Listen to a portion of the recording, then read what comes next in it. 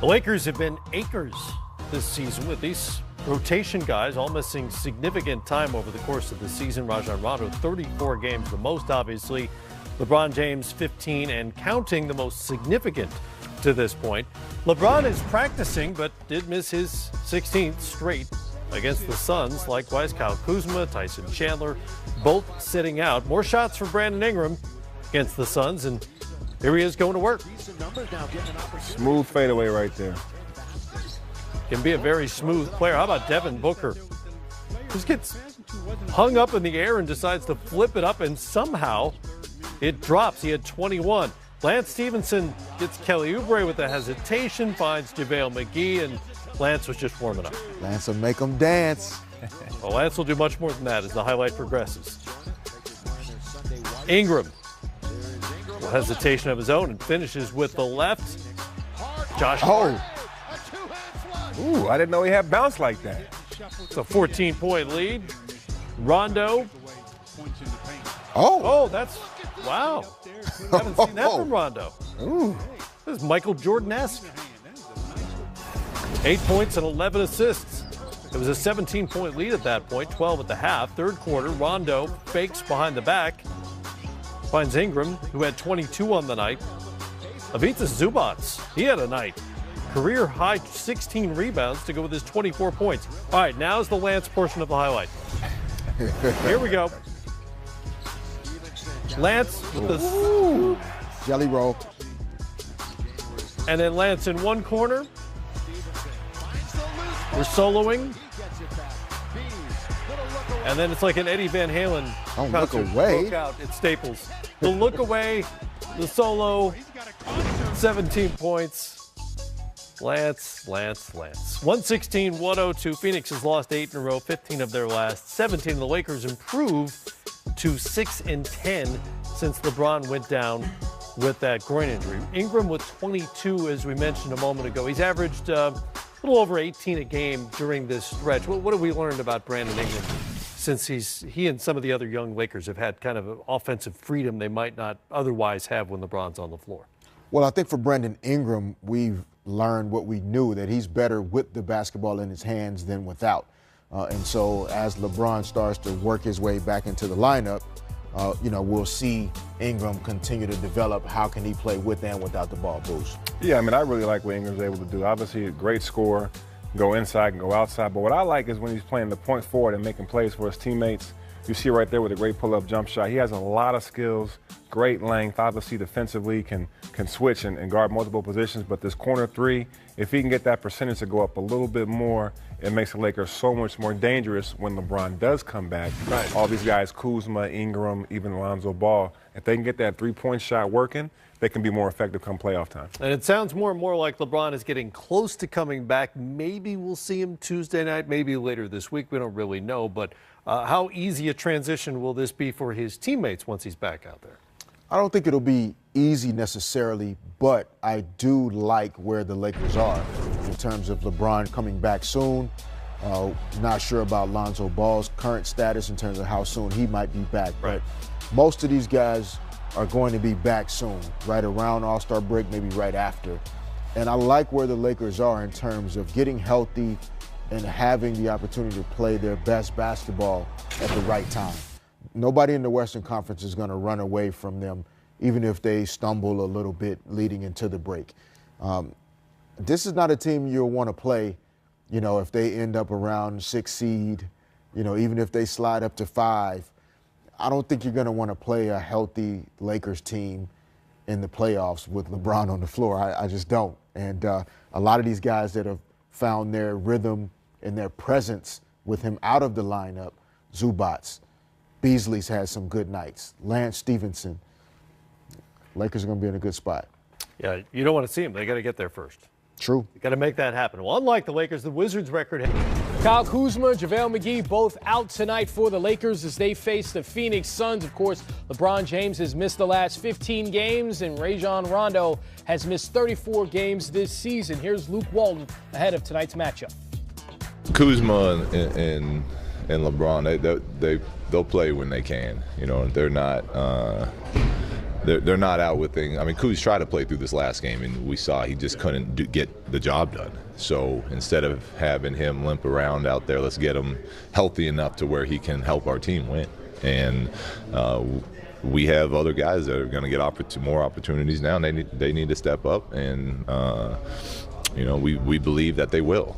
But it's, there's certain things you can play through, and there's certain things you can't. And if you try to play through things that you shouldn't be, you're more likely to get hurt, and more likely the team doesn't get a win anyway. With that, let's welcome in Tanya Ganguli of the Los Angeles Times. Tanya, great to have you. Look, LeBron won't play tonight, but he went through contact drills on Saturday. Is there an expectation on when he'll return? Not yet. We're still kind of waiting to see how he does through those contact drills. Saturday was the first time Luke Walton actually saw him doing contact drills. It was the first time he did it with the Lakers. So I think at this point it's just a matter of, with groin injuries, you have to be careful. You have to see how it reacts to every step of the way, and the Lakers are going through that process right now. So no Lonzo Ball, also Kyle Kuzma out tonight, no JaVale McGee. But to Kuzma, how serious is this hip injury that has him out tonight? Kyle Kuzma's been dealing with this for a little over a week now, and he's a guy that, Kobe Bryant is his idol. He's a guy that wants to play through everything. So he was playing through it, and I think in their last game they just reached a point where everyone could see that it was affecting him too much. Luke Walton told him during the weekend that if you're moving like you did on Thursday, I don't want you out there. So they came to that decision that it's only going to hurt him to be out there.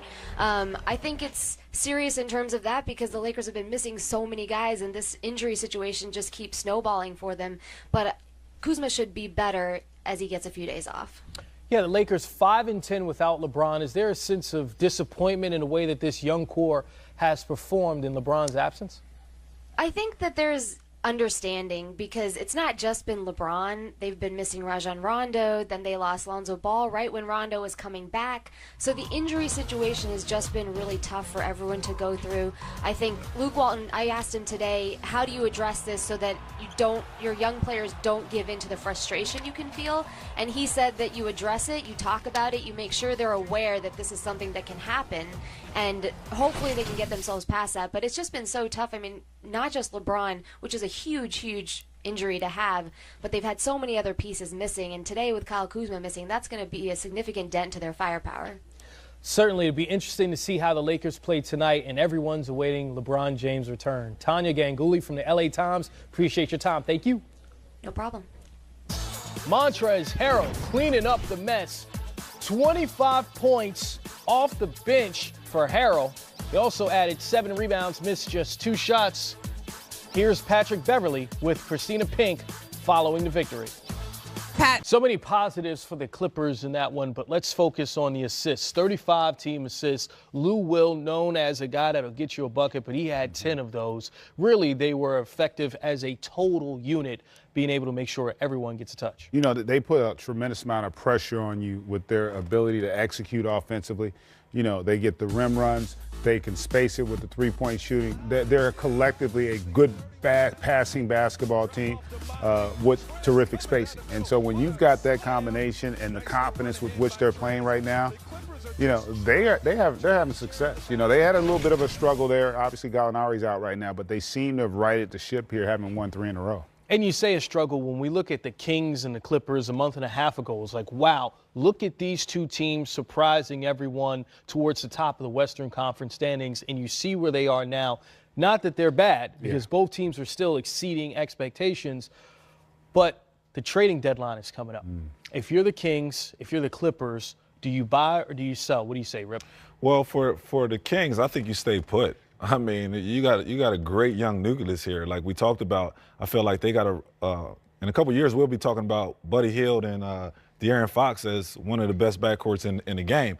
And I think they complement each other. You got one guy that dominates the ball in Fox, and then you got Buddy Hield just coming off pin downs and screens and things like that. And you got a young Bagley out there still trying to find his way around the league. So if I'm the Kings, I'm staying put. Maybe add a couple veterans for the locker room, so they can understand how to win and win big games. I mean, we've seen it early in the season. Some games they'll have big leads and they'll give them up and end up losing the game. So I think if you're the Sacramento Kings, you got to stay put with this young team. And the thing about it is they're not in a scenario where they've got championship aspirations. So in essence, to Rip's point, they're playing with the house's money. Yeah. So, like, if this is a team that somehow finds himself in the postseason, that's a confidence boost that you give this young crew, because ultimately that's the ultimate validation as a player, team-wise, is confidence. If you make the postseason with that young core, like, then they go to another level. And so I want to just see progress if I'm Sacramento. I'm not necessarily looking to change anything in terms of what we're doing, because we're a competitive team with our young core nucleus. I don't want to disrupt that right now. And they seem to be all guys that get it. Yeah. Like, there's no issues in their locker room. They don't have any malcontents. They got guys that come to work every day with their hard hat that want to get better. So Sacramento, in essence, they're in the perfect situation.